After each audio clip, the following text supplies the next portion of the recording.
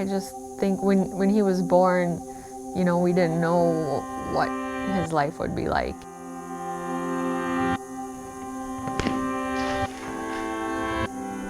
You know, he's limited, you know, and he doesn't have a whole lot of size, as you can see. He doesn't have a whole lot of strength. Eric works hard to overcome whatever disability that he was given. Eric was really little. His dad would bring him down here, you know, and kick extra points, and he wasn't even close. You know, and seeing Eric grow as he went along, you know, it just shows that, you know, with hard work and caring, that people can accomplish almost anything. Every time I practice, I get better and better each day.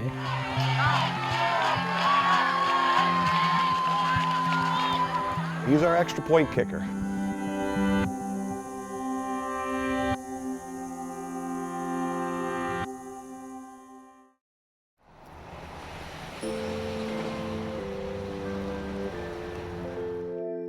The summer before he went into 6th grade, he started playing youth football. I think he just liked hanging around with his friends. It was an opportunity for him to get together and be one of the guys. Yeah, we've been playing with Eric since about 7th grade.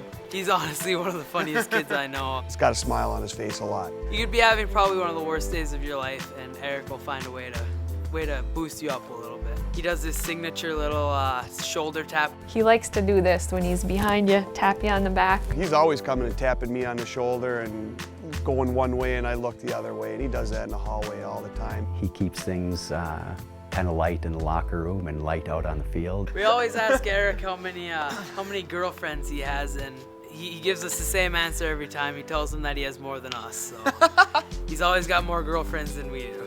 He sees himself as an older, maybe almost like an older sibling who's looking out for the other kids and watching out for them. Yeah, because I'm like the older one, because I'm 19 years old. Because I'm like the dad, but not really the dad. He tries to carry himself in a way that is a good role model for the other kids. Up next, we're going to introduce you to a Down syndrome athlete who is accomplishing amazing things in sports. Both teams cheer for him, but a century-old rule might bench him for good.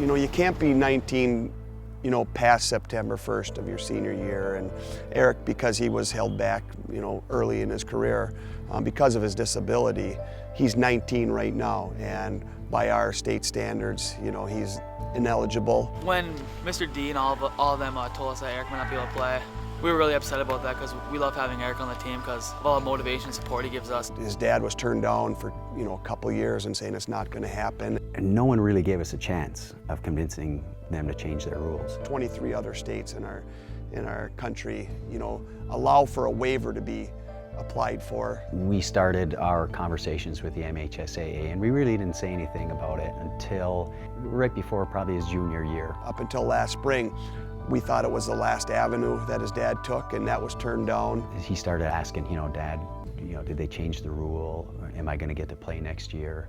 And he would start to get quiet after those discussions. So we knew it was really bothering him, and we knew he was really going to miss being on a team and being a competitor. I felt sad because I couldn't do what I loved to do with my team. After that, you know, some other media outlets got a hold of it. It's official. After a 2.5-year battle with the Michigan High School Athletic Association, Eric Dompier will be able to play football and basketball this upcoming school year.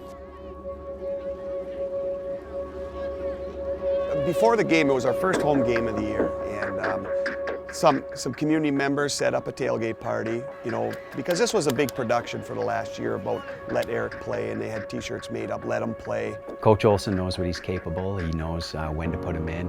He's been very encouraging to Eric, very accepting. We put him in after our second touchdown, and actually he had 6 kicks that game, and he missed the first 5. He had tried quite a few of them up to that point and missed. One kick just sailed a little bit wide, one kick hit the crossbar. Everybody was just hoping and praying that he would get his first one. The last time we scored with a few minutes to go.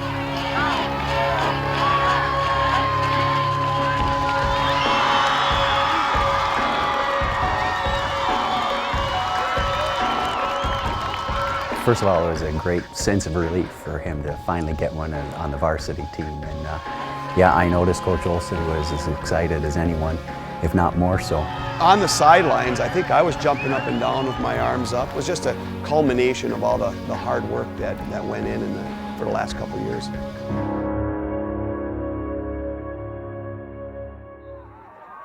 When Eric gets on the field, it's actually kind of heartwarming to watch him out there and the way that his teammates accept him and encourage him to play. When you're winning together, when you're losing together, you're going through different types of emotions, whether it's the excitement that you're experiencing together, whether it's, heartbreak. I think when those kids see someone like Eric working hard to overcome his disability, I like to think that it motivates them to do their best as well. And that develops a sense of pride in each other.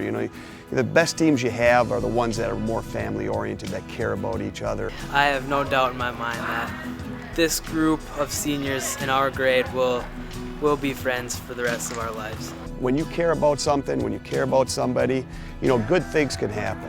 And that's kind of what team sports is all about. Those are the kind of lessons that you learn in team sports is that you have each other's back and you're working hard for each other. And when it comes to crunch time, you don't want to give up early because you know there are people who are depending on you. And I think that's the way Eric feels. Eric works hard at his kicking, but because he's hoping that someday, if the team is depending on him to make a point or two, that he'll be ready to do it.